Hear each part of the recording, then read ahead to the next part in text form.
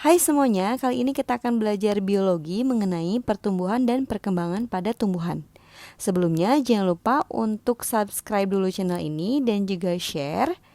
Tentunya aktifkan juga notifikasinya supaya nggak ketinggalan updatean video terbarunya. Kalian pernah nggak sih ngeliat pohon yang tadinya kecil, terus makin kesini makin bertambah tinggi, kemudian jumlah daunnya semakin banyak, diameter batangnya semakin besar? Pernah kan pasti? Nah, tumbuhan tersebut berarti mengalami yang namanya proses pertumbuhan. Artinya di situ ada pertambahan jumlah, ada pertambahan ukuran. Nah, terus ketika si tanaman tersebut bertambah tinggi atau semakin besar atau semakin dewasa, kira-kira bisa balik lagi nggak sih ke bentuk semula? Tentunya enggak dong. Nah, inilah yang disebut pertumbuhan itu memiliki sifat irreversible atau tidak dapat balik lagi. Coba deh sekarang perhatiin gambar pohon rambutan di atas. Itu kan ada dua tuh. Nah, yang sisi sebelah kiri itu adalah gambar pohon rambutan yang masih kecil. Untuk yang sisi sebelah kanan itu adalah gambar pohon rambutan yang sudah dewasa. Kok bisa sudah dewasa? Iya, cirinya adalah dia sudah berbuah. Artinya dia sudah mengalami yang namanya kematangan alat reproduksi. Terus juga struktur dan fungsi organ-organnya itu sudah sempurna. Nah, berarti pohon rambutan yang sisi sebelah kanan itu sudah mengalami yang namanya proses perkembangan yang tadi ditandai dengan adanya buah. Kemudian buah ini dimanfaatkan oleh manusia, diambil, dipetik, dimakan. Lama-lama buahnya habis kan? Nah, kira-kira si buahnya ini bakal tumbuh lagi atau enggak? Tentunya bakal tumbuh lagi kan? Nah, inilah yang disebut perkembangan itu memiliki sifat reversible atau dapat balik lagi. Nah, setelah melihat ilustrasi gambar pohon tadi, kita dapat menyimpulkan kalau pertumbuhan itu adalah proses pertambahan jumlah dan atau ukuran sel dan tidak dapat kembali ke bentuk semula, atau sifatnya itu disebut dengan irreversible. Dapat diukur, dinyatakan dengan angka, grafik, dan lain-lain. Sementara itu, kalau perkembangan adalah proses menuju tingkat kedewasaan atau pematangan. Tidak dapat diukur, tapi hanya dapat diamati. Nah, untuk lebih jelasnya, kita lihat di slide berikutnya ringkasan dari perbedaan antara pertumbuhan dan perkembangan. Nah, di sini ada perbedaan antara pertumbuhan dan perkembangan. Kita lihat untuk di sisi sebelah kiri, di situ ada kolom pertumbuhan, dan untuk di sisi sebelah kanan, di situ ada kolom perkembangan. Kita lihat untuk poin nomor 1, pertumbuhan adalah proses pertambahan jumlah, volume, dan atau ukuran sel. Sementara perkembangan adalah proses menuju tingkat kedewasaan atau pematangan. Poin nomor 2, sifat dari pertumbuhan itu bersifat irreversible atau tidak dapat balik lagi. Sementara perkembangan itu bersifat reversible atau dapat balik lagi. Terus pertumbuhan juga sifatnya adalah kuantitatif, artinya dia dapat diukur dengan angka. Seperti misalnya tinggi tanaman, jumlah daun, dan lain-lain.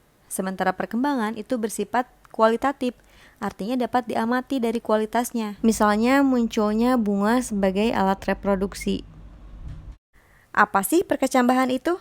Nah, perkecambahan adalah berakhirnya masa dormansi biji. Masa dormansi itu adalah masa inaktif dari biji. Ketika biji ini dalam masa dorman, maka hormon yang berperan di dalamnya adalah hormon absisat, yaitu hormon yang menghambat proses pertumbuhan. Pernah kan kalian melihat biji yang belum ditanam? Nah, biji tersebut gak akan tumbuh kan? Nah, di situ ada hormon yang berperan aktif, yaitu hormon absisat tadi. Nah, sekarang masuk ke fase perkecambahan. Perkecambahan itu diawali oleh adanya biji. Biji tersebut kita tanam, kemudian kita siram. Nah, ketika disiram, maka air akan masuk ke dalam biji. Nah, proses inilah yang disebut dengan proses imbibisi, yaitu proses menyerapnya air ke dalam biji. Ketika air menyerap ke biji, maka akan mengaktifkan hormon giberelin, yaitu hormon yang berperan dalam proses perkecambahan. Ketika hormon giberelin aktif, maka enzim-enzim pun ikut aktif, seperti enzim lipase, amilase, dan juga protease. Enzim-enzim inilah yang berfungsi untuk memecah cadangan makanan menjadi energi. yang kemudian energi tersebut akan digunakan untuk berkecambah. Sekarang kita lihat gambar bagian-bagian biji. Kita lihat dari yang paling kiri, di situ ada yang namanya biji yang utuh belum dibelah. Terus di situ ada yang nyempil kan, nah itu namanya radikula. Radikula itu adalah bakal akar atau calon akar. Kita lihat gambar yang sampingnya lagi. Di situ adalah gambar ketika biji tersebut dibelah. Maka akan terlihat di situ keping biji atau yang dinamakan dengan kotiledon. Kotiledon ini fungsinya adalah untuk menyimpan cadangan makanan. Terus di situ juga ada yang namanya plumula. Plumula itu adalah calon daun atau bakal daun. Terus di situ ada yang namanya epikotil dan hipokotil. Ingat, epi itu artinya atas dan hipo itu artinya bawah. Jadi, epikotil adalah ruas batang tumbuhan yang tumbuh di atas kotiledon. Sementara hipokotil adalah ruas batang tumbuhan yang tumbuh di bawah kotiledon. Nah, sekarang si keping biji tersebut kita lihat yang di bawah, dia akan berkecambah.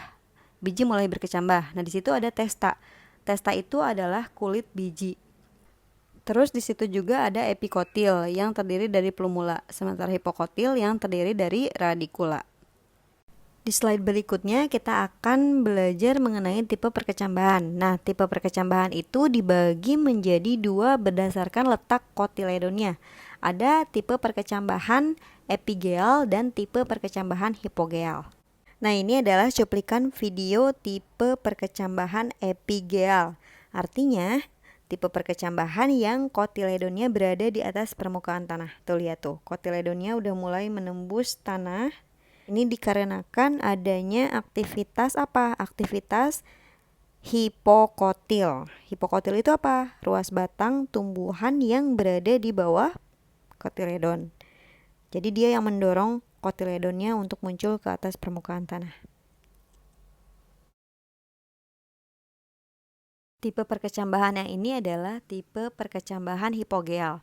Artinya letak kotiledonnya atau keping bijinya itu ada di bawah permukaan tanah. Nah, bisa dilihat di video, bijinya itu kan ditanam. Kemudian nanti dia akan tetap stay, keping bijinya atau kotiledonnya itu tetap berada di bawah tanah.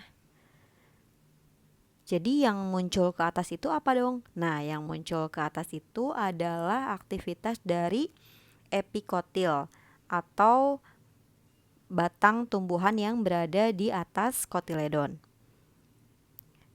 Nah, di sini udah terlihat kan dia udah mulai muncul yang namanya radikula atau bakal akar yang selanjutnya akan tumbuh menjadi akar dewasa. Nah, kemudian nanti dia akan tumbuh memanjang epikotelnya. Nah, udah mulai muncul. Tapi kotiledonnya itu tetap di bawah. Nah, ini yang di atas ini dia adalah aktivitas dari epikotil. Epikotil itu adalah batang tumbuhan yang berada di atas kotiledon. Nah, ini udah mulai muncul nih plumulanya atau bakal daun. Yang selanjutnya nanti plumulanya ini akan tumbuh dan berkembang menjadi daun yang dewasa. Demikian video pembelajaran kali ini, semoga bermanfaat dan dapat dipahami. Nantikan video-video selanjutnya mengenai faktor apa aja sih yang mempengaruhi proses pertumbuhan dan perkembangan pada tumbuhan dan materi-materi lainnya. Jangan lupa untuk subscribe dan nyalakan notifikasinya supaya nggak ketinggalan updatean video terbarunya. Terima kasih.